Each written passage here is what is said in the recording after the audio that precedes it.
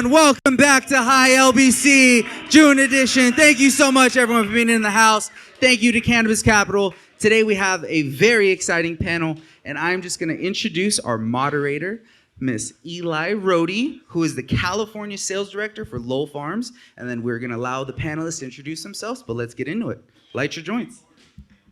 Hey, everybody. Let's let our panelists introduce themselves, starting with Kevin. How's it going, everybody? My name is Kevin Weil. I work in the Orange County, Long Beach area, and I'm an account manager for Lowell Farms. My career started about 2016 with a company called Los Angeles Refinery. I worked with the distillate company for a while and kind of made my way through the market and kind of got to know everybody, and then actually got hired by a company called Yerba Buena Logistics. It was a legal distribution company, also working basically the same territory, Long Beach, Orange County. And then from there got recruited by Indus, which is now Lowell Farms. So been in the industry now for a while, kind of got to see how this whole machine works, and it's been a very interesting ride, and I'm still on it, so let's go. And McKayla, you're up. McKayla, Northcott is my name. I am the sales director for High 90s. My time in the cannabis industry has actually been short. It's only been during COVID. My first day was literally the day we started wearing masks, so it's permanently imprinted in my brain, but it's been a very great ride. I was at Northcott Cannabis before being a buyer for OC3 and The Lift, which was really exciting. Also overseeing inventory management, retail management, and cannabis, you wear all the hats. So it was just a dispensary in Long Beach and in Orange County. And prior to that, I was at Nordstrom for 9 years. I worked at Casper for a year. So a lot of my selling experience was actually pre-cannabis. Most recently, I was at Ember Valley, and I was head of learning and development there and helped build a great support team and sales team, and really got to help build that brand. And now, most recently with High 90s, which has been super exciting. I love and live and breathe the 90s in general, but yeah, it's been exciting, and yeah, that's my intro. Change? That was an awesome intro. My name's Change. I'm the VP of Cannavis Syrup. We make a tincture. We're multi-state operators. I've been with the company for about 10 years. I'm one of the original co-founders. In California, we're currently in upwards of about 300 dispensaries. I like sandwiches. All right. That's awesome. Everyone likes sandwiches. Let's move to the first question. So we had a pre-meeting before the meeting. And the first question is, what is the first thing that someone should know before they step into selling cannabis or into the cannabis industry? And the resounding answer was, don't. It's hard. Don't do it. Run while you're here. Or if you do, have a lot of money. Yes. Because it takes a lot more money than you think it does. And that's what makes it stressful for most operators to say, don't do it, because it's a cash-starved industry. And there's a lot of challenges. So just make sure you have a lot of money. A lot of money, a lot of time to dedicate. The industry is your life. Like, here we are, Friday night, another event, Together Forever. Cannabis industry, we give a lot of our free time. So you have to think about a huge commitment. It's not just, I'm selling weed, this is super dope. It's literally so much more of a lifestyle once you start actually investing into the community and your career and whatnot. So. And be willing to take a loss. You're not going to, hit it out of the park. Even if you have the best product in the world, the best flower in the world, it's going to take some time. So be committed to it and be willing to take a loss to kind of get ahead. One of the things I said, and I know everyone here will agree, is don't get in it if you don't love the plant. You got to love the plant. Real shit. Like, when people talk to me, oh, I want to do that, I'm like, do you love the plant? Like, do you believe in the plant and everything the plant does? Because to me, that's the most important thing. If you don't trust the plant, then go, if you love dogs, go be a dog walker. Next question. What are some of the biggest challenges you have faced while selling? Change? I think probably one of our biggest challenges is just being a niche brand. You know, tinctures don't typically generate most of the market share. You know, people don't just come in all day to buy tinctures. So for us, it's understanding our place in the market and how we can fit into the needs of a dispensary. So for us, you know, understanding, you know, what's a realistic purchase size order, you know, and making sure you don't oversell your niche product, because you might be left with some problems down the line you didn't think about overstocking somebody. So stuff like that.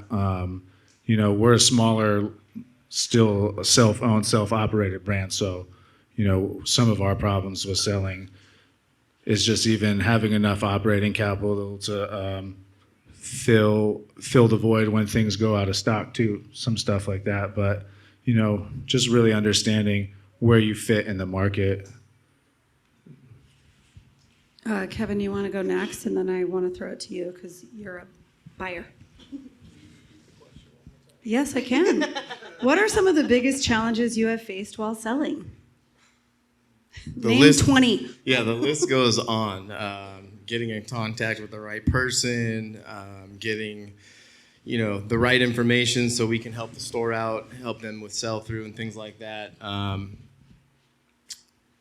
Yeah, I'm at a loss for words right now, honestly. I think something we talked about earlier was timing, obviously, because you can have the best brand ever, and they're like, but we have a brand exactly like yours, so until we decide to move that off the shelf, it's timing. Absolutely. And you said, make it easy. So can you talk about that?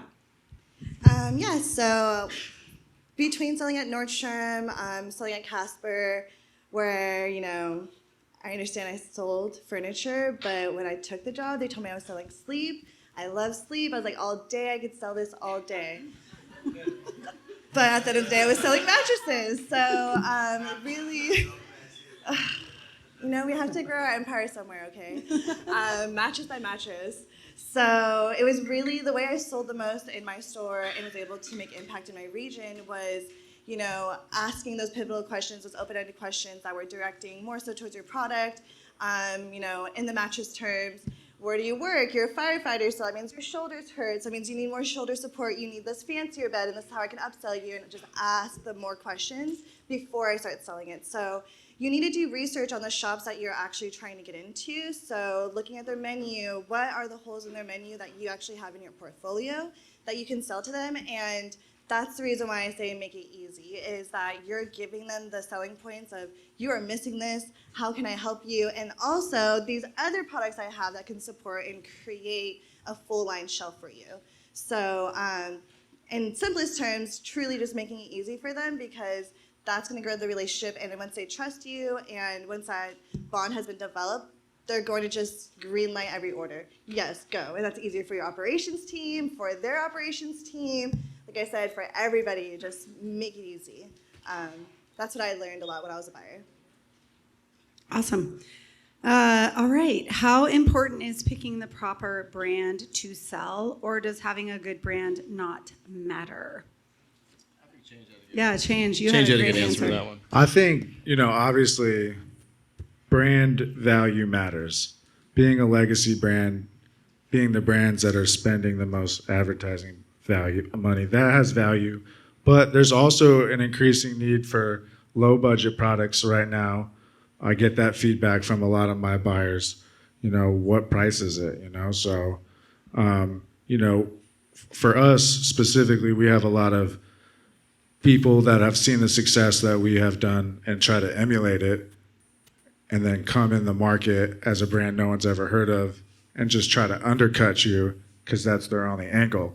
So to combat that, you have to have brand value. So I think there is, you know, benefit in picking brands people know. Oh shit, you all right? All right. Safety first.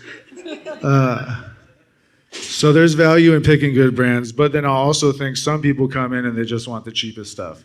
So, you know, maybe you find a medium ground there where you're a great value. But And I'll tap in on that. I feel like the doors open faster with bigger legacy brands. for sure. Brands that maybe have a little bit more hype behind them, brands that maybe you see on Instagram a little bit more, things that people are posting on Instagram more, like that kind of stuff usually opens the door, and then the relationships you build with those buyers, owners, whatever that is, tends to grow, and then you add SKUs and get the stuff that maybe isn't as desirable, or maybe you don't want to put as much of your budget towards, but now you're like, well, I really like Change. He gives me cannabis. Well, now I'll take his, pet tabs or whatever he has. So They're a good deal. It does help open doors. I don't think you can really say it doesn't, because, having Lowell as a brand that I can say I have, it does help. But that also helps me sell, some of the other products I have that are less desirable, like Moon or OPC or things like that. So it definitely does help having a bigger brand. But the support behind the smaller brands definitely adds that extra value to that. Yeah, which goes back to make it easy. Because, I also have XYZ. So that's always a good answer. Question number 4. Are selling tactics the same or different from product to product? And we definitely want to throw this to you because we sell flower, and obviously flower is the king SKU now and probably forever, and you sell something that's very niche. Yeah, and it kind of touches back on what I was saying earlier. Just understanding where your place is in the market. Am I allowed to sell? Understanding where your place is, and from there, you can kind of find a way to suit your buyer's needs, find the holes in their menu, and but from a tincture category, they're going to spend less money with you. So you have to get creative with how you supply your support. So back to, PADs, educations, promo. Like if you're trying to break a brand and you're not providing ample amount of promo units with your first orders, like good luck having a good sell-through, because nobody cares. Yeah, most people are coming in and the budtenders are like, this is a buy one, get one, and people buy that, and that's just kind of the marketplace we're in. So, I think those are some of the good touch points that I would suggest. Yeah, agree. McKayla? There's definitely different upsides. What we were talking about, in our pre-meeting, there's a room on the shelf for everybody. Everybody has their niche product, so this is a niche product. And then there's products that you need to order more in depth into. And ideally, we'd love to continue being creative in this space, or I'd love to challenge when I talk to my buyers, or even when I was a buyer talking to vendors. What about being creative as far as store incentives rather than selling specific bud tender incentives? How can we get the inventory team hyped on this? Because if the inventory team loves my product and I'm hooking them up with samples, or I'm giving them some sort of incentive, my stuff is going to skip in front of all of your guys' orders just to get on the shelf that much faster so they can get their samples home later, right? So Big facts. You have to think about, and a huge point that will continue to drive home, I'm sure, is building that loyalty within the bud tenders, and not just the bud tenders, like I'm saying, the inventory team, which I know they always get forgotten about, and I was back there in the cave, so I have a piece of my heart within. Don't be upset that I say metric. Shout out people that do numbers. We love you, numbers people. We love you. We love you, We people. love products that move. We love numbers. Don't lie, you hate your jobs. Right. But yeah, that's my soapbox about that so far. It's a good one. All right. So relationships. How do relationships play a role in selling weed? And we all have something to say about this. Go, Kevin. Major. It takes a long time, though. I think just like anywhere else in the world, you don't just make friends instantly. You obviously could. But I think it took me probably a solid full year to get to where I felt comfortable, and then 2 years to where I felt like I was the person that could walk in the back. I actually want to go into a little bit of that. He came from a very small company and went to a very big company. And it took you 8 to 10 months to build up your territory. Yeah, I mean, there was no sales coming in for at least 3 to 6, and then, you know, to feel like I was actually working and making money, it took like a solid year. And it wasn't like you didn't know the people. Oh, same people I talk to all the time. It just wasn't getting orders and just knocking on the door constantly. So it definitely takes time, and there is no like instantaneous, like you're going to be in the store and kill it. There are those one-off brands that do that every once in a while, but I don't think that's like a common thread. So you just have to be very diligent. You have to be, there was a lot of nights I went home not happy, just, you know, no sales, whatever, but the next day brings in double that. So it's just one of those things where, yeah, you have to be very diligent, knock on a lot of doors, and be very patient, and it doesn't happen overnight. So. It's like fishing. Yes. Sometimes you don't catch anything. And I hate to be the stupid sales manager here, but you know, they always say, fill the funnel, but it's true. Like, you can talk to 100 people that say no, and then one day, one of them calls you, and they're like, you know, I was just looking at your menu, and I want to place an order. And you're like, it worked. I think we've all had this moment. It was like probably we've all had this moment, but being in a dispensary waiting to go in the back, and you being the guy with the bag of stuff that everybody wants, but no one wants to talk to you, and then somebody else is there doing the same thing, but you get called in first, and they were there first. So now it's like, all right, things have changed. Now it's shifting a little bit. So that was probably one of the moments where I was like, all right, we're good now, because I got in before he did. He's been waiting. And so that's all about relationships and just putting in the time. It does take time. And so as a buyer. Yeah, I was actually going to keep on my soapbox, I guess, about the bud tenders, you know, building that loyalty and that relationship with them, and then as well as, like, you know, being able to get into the back door with the buyers and managers. As a buyer, I literally would not bring on any brands unless my team was talking about it. If they're not going to sell it, they're not excited about it, then why am I going to bring it on to our shelf? So, you know, it's a great combination, and, you know, back to making it easy, like the people that would make it easier send me my mock orders. I was like, maybe take this off and let's go. Thank you. Side note, she used to buy from me. I had OC3 in the lift, so. Actually, from quite a few people in this room. So, yeah. So definitely. We break bread before. All right. What kind of support helps your brand appeal to dispensaries? I think support, I think we've all touched on it, but support is huge.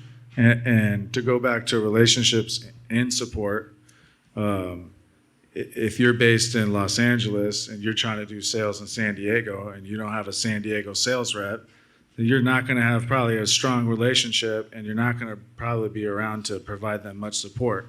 So even if you get a first sale, it's probably not going to do much from there. So, you know, grow organically from where you can reach and give that support, because just know if you don't provide it, you're not going to have a successful go at this. Yeah, more like local initiatives, you know. Yes. Certain shops are running, you know, beach cleanups or street cleanups, things like that, store anniversaries. Just get involved, basically locally, and that's all we can really do as managers of accounts and things like that. Yeah, if a store says, we're doing a coat drive, do you want to sponsor it? Hell yeah, I do. All day. Whatever you're into, we're into. And if we're not into it, then we might suck. All right.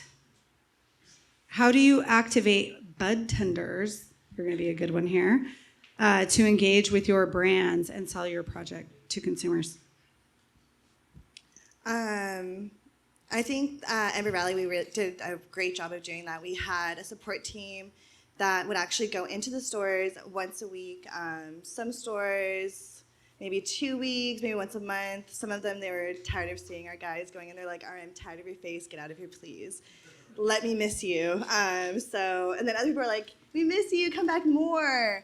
So, you know, it all ties back together, those relationships, and making them feel special. You know, walking into the store, knowing all the gatekeepers, like security guards, receptionists, you know, everybody on the sales floor, knowing them by name, making them feel special, like just like the science of hearing your own name just already gives you natural endorphins. And so just hearing your own name as far as like a vendor, like, oh my gosh, Change, VP of Cannavis, came into my store and bought for me. Wow, like, just having I that tip special well, too. time. He said my name, he knew me, like that makes him feel really special, and that goes a really long way. Yeah, for sure. So even, incentivizing them, like I said, like store incentivizations or, selling incentivizations, swag them out.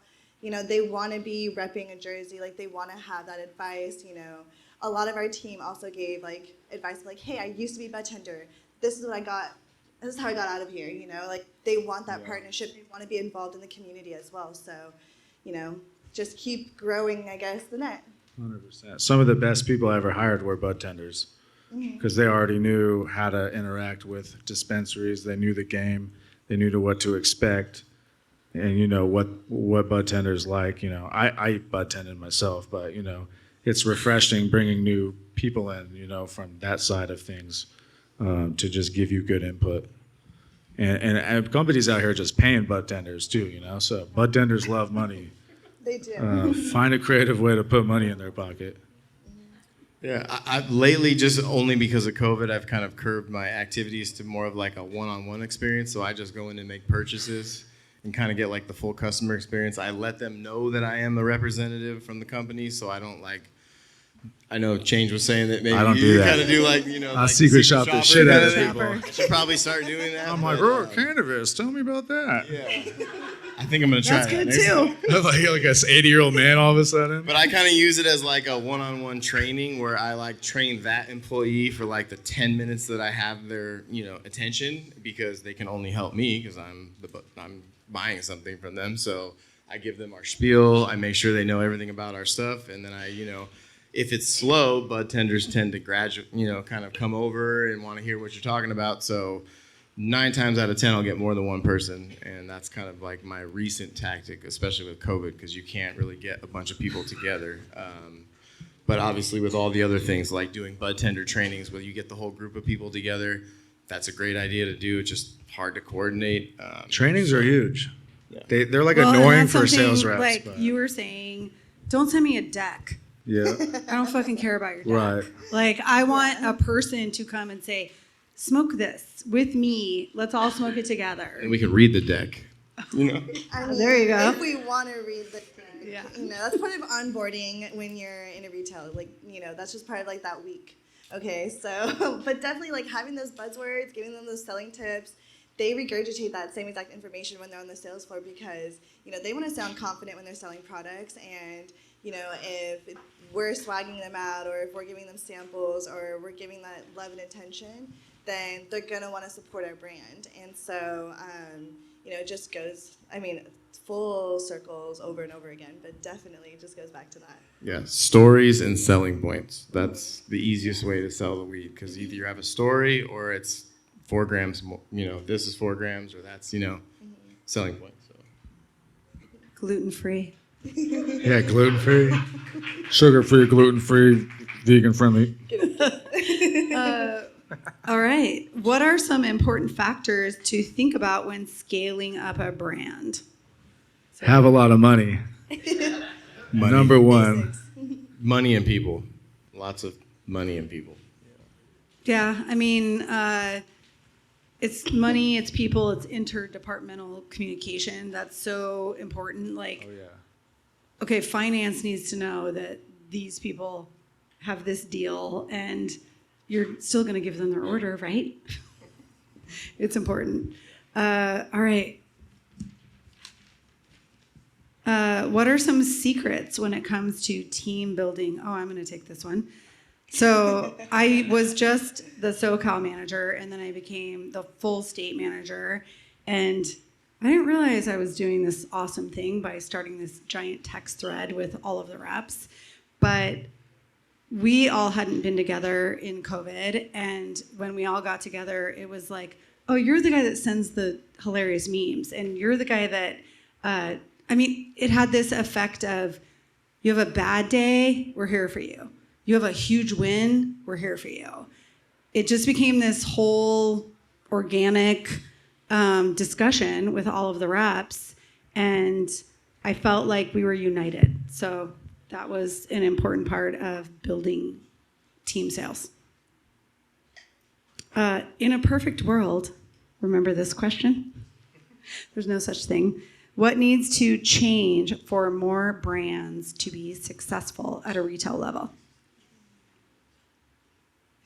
Am I high enough to answer first? Let's see. Yes. She said more shops. If there's more shops, You were there like, could be I more got brands. We said less brands. But I said less brands because where we're at, if we had less brands, then it wouldn't be as congested. But if there was more shops, we could have more brands. I mean, there's definitely some places that are way oversaturated. I mean, we've all said this and shared this same feeling of California is not doing it the best. We're not showcasing the best way to roll this out, but it's happening, and every county is doing it differently, so somebody's doing it right, so hopefully one of these days. But having more opportunity, having retailers, I know in Huntington Beach, they're talking about opening up retails over there and licenses. I think that's great because it ties in the tourist community instead of going all the way to Santa Ana. That's the only place in Orange County, and so I think that invites a whole new type of clientele that typically wouldn't go down to Santa Ana, as well as, I mean, everybody has to feel like this, pull and take. I know vendors have the misconception that retailers make all this money and all this margin and profitability. And it goes right back to us as well.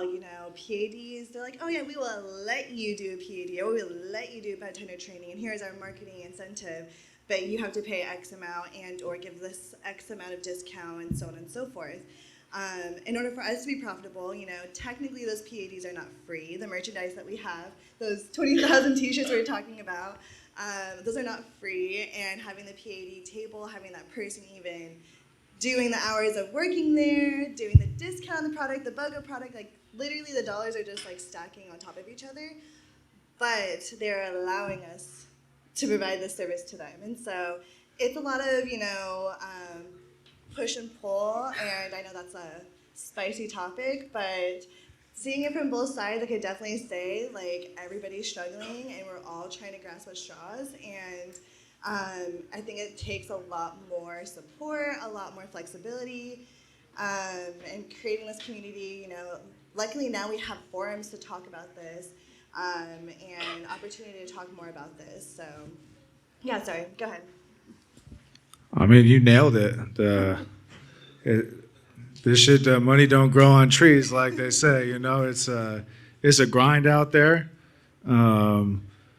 Everyone's hyper focused on getting more sales because that means more money coming in, but that creates more logistical problems. And people are scaling too fast. They're spread too thin. They're not focused on one thing enough. I think for brands to succeed, I would say take a note out of our page. We do one product, and we for 10 years have made one product, and we don't try to stray into other people's lanes with our brand. And if we were to do that, we'd create a separate brand. Just focus on one thing first. Don't try to fly before you can crawl. Because you gotta see what's gonna stick for you, especially if you're a new brand.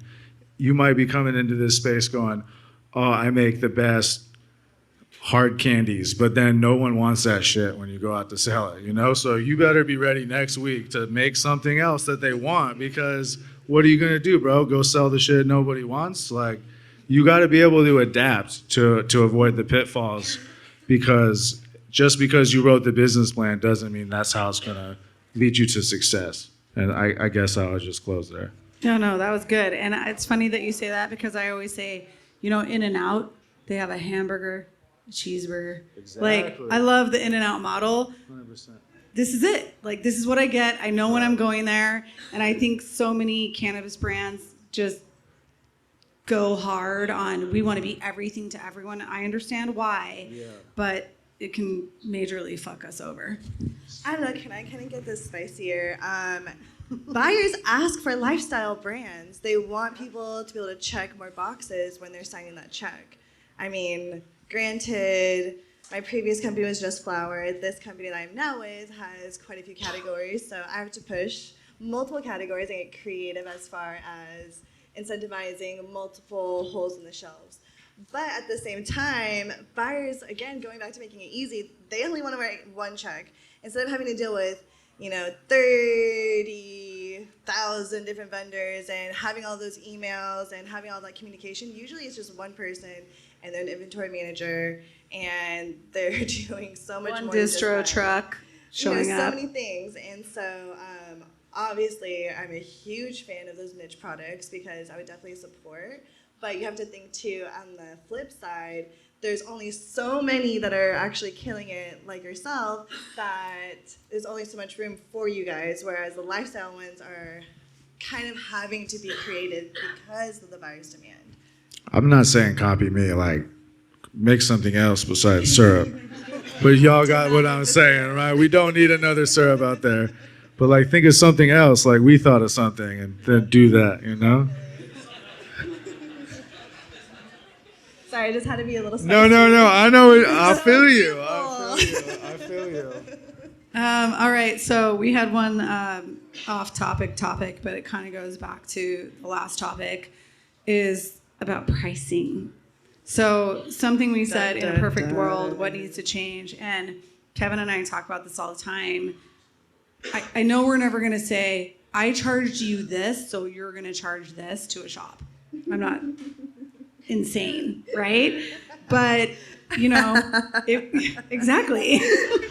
But pricing right now is in a free fall. We've all seen it. There is value flower everywhere, and the price is just going down and down and down. And the value, and the flower, it's decent, right? It's A lot of decent. mids. Yeah, but mids for a value price, it's pretty good. So, Kevin, you should talk about pricing because you face it every day. It's a tough subject because I feel like there's obviously this race to the bottom, but there's a lot of brands that are trying to start, and there's a lot of brands that are trying to maintain. There's a lot of brands that have been around for a while. There's a mix of all of that everywhere. So trying to find some sort of again, suggested MSRP, whatever it is for a standard indoor eighth, a standard mixed light eighth, a standard outdoor eighth, just because we all are sitting here playing these games, but these brands that have, are throwing us product and saying, promote us, do this, we'll give you this, this, and that. Well, they don't have a farm where they're, growing flower and they can produce this on a consistent basis. They're actually just sourcing that and giving it to you at a discount because they're just trying to run a business. But, there are companies out there that have their own farms and they supply this, customers on a consistent basis. Those are the types of brands where I feel like you need to stick with those and actually set some sort of standard of pricing, because from those brands you can kind of set pricing elsewhere. If we just play this race to the bottom, these people that are growing this bomb-ass indoor flower and we're giving it away, it's demoralizing.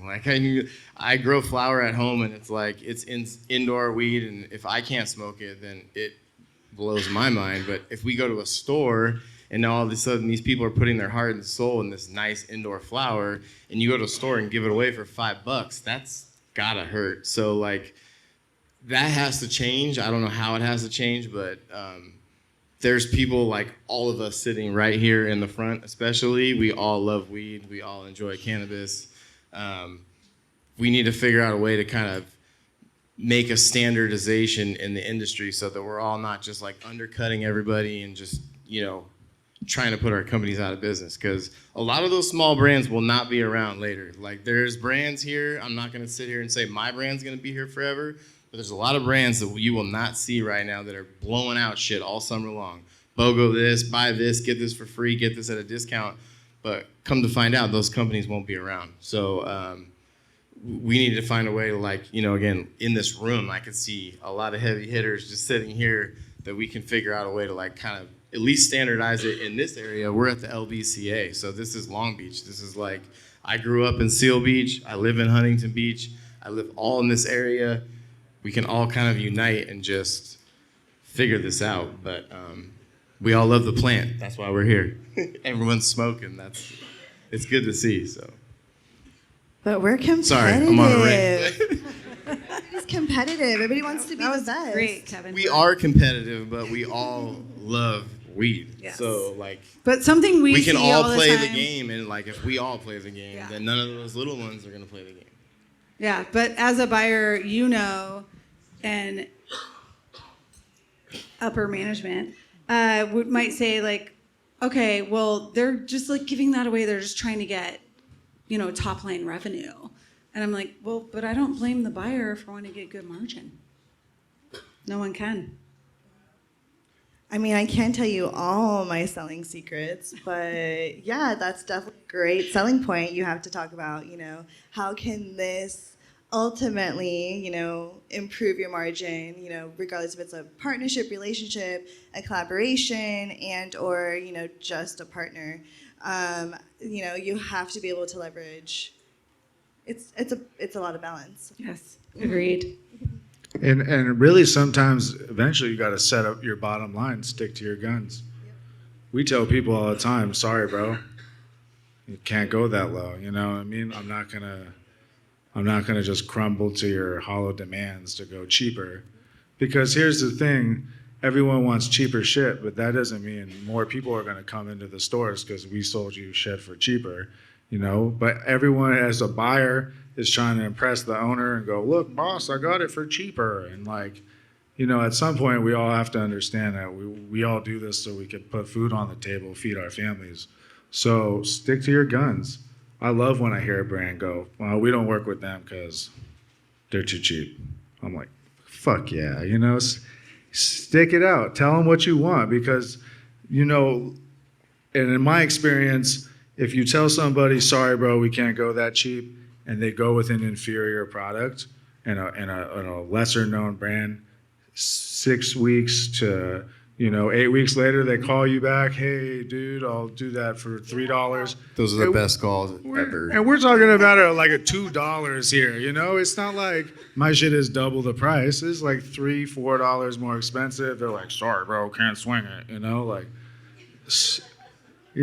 So I just feel like at some point, stick to your guns, and sometimes integrity, which is very minimal in this industry, will get you far. So. Well, and ultimately, those aren't the partners that you want to work with anyways. If they're Right. actually going to cut you at the knees, you're like, do you actually like my product? Do you value the hard work and all the hands that have touched this, beautiful plant to get to you? But all right, cool. And then they want it on the front. Yes, net 30 or net 60. That one I was just like, you're so cute. What are you talking about right now? Sorry, bro, I need this for cheaper. I don't have any Oh, money yeah, to pay you for it right now. Oh wait, you forgot about the marketing fees too, the sponsorship on top of the discount. Oh, I can go on and on. Yeah, and that's the problem with what I'm currently seeing as the race to the bottom, and no one wants to be part of that. No store, no brand, no cultivator, anything. So we have reached the end of all of our topics. We hope you guys enjoyed, and I don't know what to do with this microphone. Hey, cannabis syrup. Thank you. Cannabis syrup is sugar-free, gluten-free, vegan-friendly, available in 300 stores. Goodbye. Give a round of applause for our panelists and moderators, everyone. Thank you so much for showing up to High LBC. We appreciate you. We appreciate Cannabis Capitol. Next High LBC is on the third Friday of July, which is July 15th. We hope to see everyone back. We're going to have another panel. Stay tuned, and let's get high, y'all.